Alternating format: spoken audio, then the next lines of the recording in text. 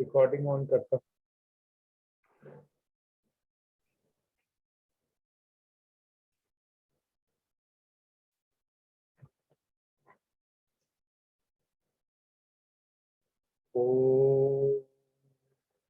ओम गुरुवर ब्रह्मा गुरुवर विष्णु गुरुवर देवो महेश्वर गुरुवर साक्षात् ब्रह्म तस्मै श्री गुरुवे नमः।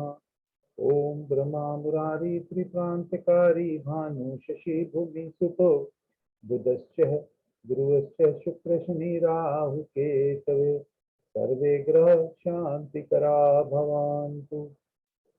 या देवी सर्वभूतेषु मातृरूपेण संस्थिता नमस्तस्यै नमस्तस्यै नमस्तस्यै नमो नमः। सभी गुरुओं को प्रणाम।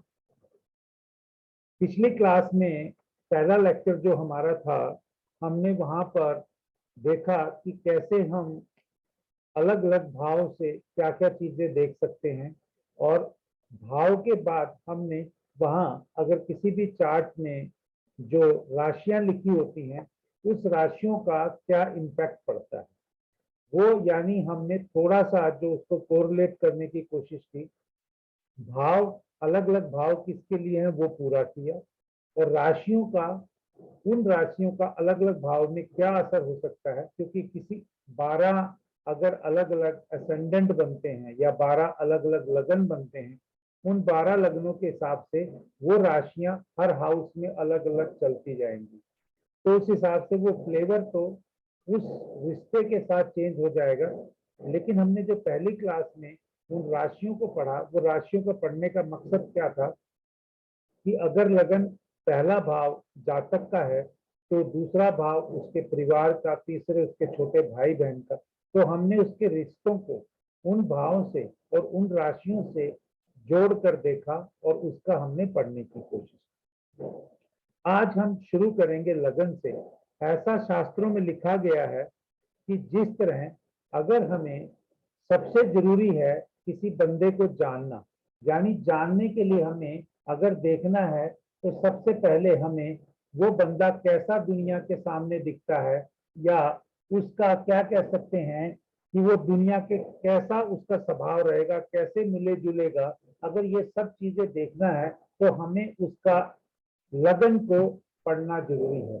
और ये कहा गया है कि हमें लगन का जरूर पढ़ना चाहिए सबसे पहले, क्योंकि लगन का क्या स्वभाव है, हर लगन का अलग अलग है, और वो जातक जिस समाज में रहता है उस समाज में उसका कैसा बिहेवियर रहेगा, ये सिर्फ हम लगन के द्वारा पता कर सकते हैं।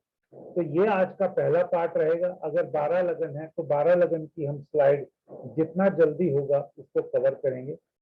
जो डिटेल का पार्ट है, अगर आज हम किसी चीज को देखेंगे, बहुत से लोग जो एस्ट्रोलॉजी करते हैं वो भावत भावन को यूज करते नहीं, वो देखते जरूर हैं। तो किसी भी भाव की अगर हमें उसका सिग्निफिकेंस देखना है, हम वो उस भाव से देख लेते हैं, लेकिन उस भाव में आगे चलकर उसको सपोर्ट कौन करने वाला है, वैदिक के हिसाब से उसको सपोर्ट करता है उससे उतने दूर का भाव। तो ये भावत भाव से हम देखेंगे, एक दो चार्ट भी लेकर हम उन सबको पढ़ने की कोशिश करेंगे। तो इन सब चीजों को देखने के लिए और इन सब चीजों को पढ़ने के लिए हम यहाँ पर असेंडेंट को देखेंगे।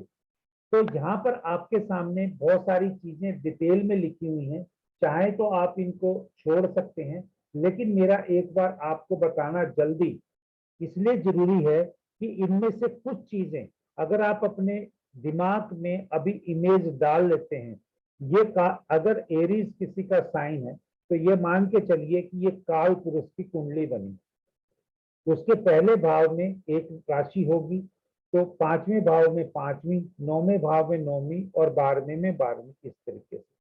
तो उस राशि का अगर उसका शरीर कैसा होगा काल पुरुष का, अगर मेरी कुंडली 6 नंबर की है तो उससे रेफरेंस को कोरिलेट करने में भी मुझे आसानी रहेगी। तो काल पुरुष के हिसाब से मैं कितना बदलूंगा ये भी देख सकते हैं।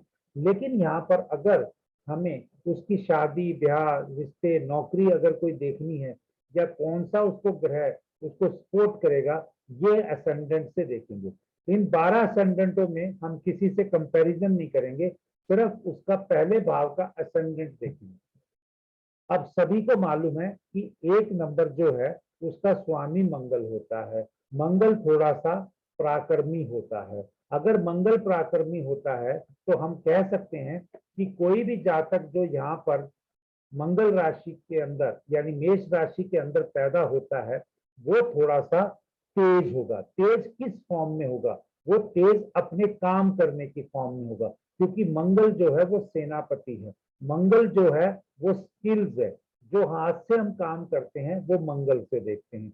और एक नंबर सबसे पहली राशि है, तो उस राशि के हिसाब से अगर हम पढ़ना चाहें तो हम यहाँ देखेंगे कि हमने लिखा है कि एक नंबर का जो राशि का जातक है वो तकरीबन अपना काम करने